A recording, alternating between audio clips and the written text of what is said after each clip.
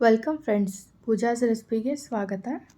ಇವತ್ತು ನಾನು ಕಡಿಮೆ ಪದಾರ್ಥಗಳನ್ನು ಬಳಸಿ 2 ನಿಮಿಷದಲ್ಲಿ ಆಗುವಂತಹ ರುಚಿಕರವಾದ ಈರುಳ್ಳಿ ಚಟ್ನಿನ ಮಾಡ್ತಾಯಿದ್ದೀನಿ.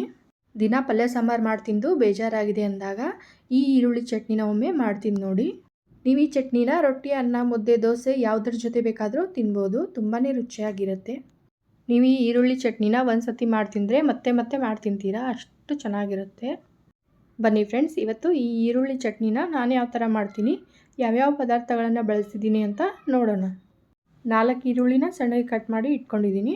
2 ಟೇಬಲ್ ಸ್ಪೂನ್ ಅಚ್ಚ ಪುಡಿ, 1/4 ಬಟ್ಲು ಬೆಲ್ಲ, ಸ್ವಲ್ಪ ಹುಣಸೆ ಹಣ್ಣು, 1 ಟೀ ಸ್ಪೂನ್ ಜೀರಿಗೆ, ರುಚಿಗೆ ತಕ್ಕಷ್ಟು ಉಪ್ಪು. ನಾನಿಲ್ಲಿ ಒಂದು ಮಿಕ್ಸಿ ಜಾರನ್ನ ತಗೊಂಡು ಅದಕ್ಕೆ ಕಟ್ ಮಾಡ್ಕೊಂಡಿರುವ ಈರುಳ್ಳಿ, ಅಚ್ಚ ಪುಡಿ, ಬೆಲ್ಲ, ಹುಣಸೆ ಹಣ್ಣು, ಜೀರಿಗೆ ಹಾಗೆ ರುಚಿಗೆ ತಕ್ಕಷ್ಟು ಉಪ್ಪು ಹಾಕಿ ನೀರು ಹಾಕ್ತೇನೆ ಇದನ್ನು ರುಬ್ಕೊಳ್ಬೇಕು. ನೋಡಿ, ರುಚಿಯಾದ ಈರುಳ್ಳಿ ಚಟ್ನಿ ರೆಡಿ ಆಯಿತು. ಫ್ರೆಂಡ್ಸ್, ನಾನಿಲ್ಲಿ ಇದನ್ನು ಮಿಕ್ಸಿ ಜಾರ್ನಲ್ಲಿ ರುಬ್ಕೋತಾ ಇದ್ದೀನಿ. ನಿಮ್ಮ ಮನೇಲಿ ಏನಾದರೂ ರುಬ್ಬೋ ಕಲ್ಲಿದ್ದರೆ ನೀವು ಆ ಕಲ್ಲಿನಲ್ಲಿ ಈ ಚಟ್ನಿನ ರುಬ್ಕೊಳ್ಬೋದು. ರುಬ್ಬೋ ಕಲ್ಲಲ್ಲಿ ಈ ಚಟ್ನಿನ ರುಬ್ಬಿ ಮಾಡಿದ್ರೆ ಚಟ್ನಿ ಇನ್ನೂ ರುಚಿಯಾಗಿ ಬರುತ್ತೆ. ಫ್ರೆಂಡ್ಸ್, ನಾನಿಲ್ಲಿ ಈ ಈರುಳ್ಳಿ ಚಟ್ನಿನ ಬಿಸಿ ಬಿಸಿ ಚಪಾತಿ ಜೊತೆಗೆ ಸರ್ವ್ ಮಾಡ್ತಾಯಿದ್ದೀನಿ.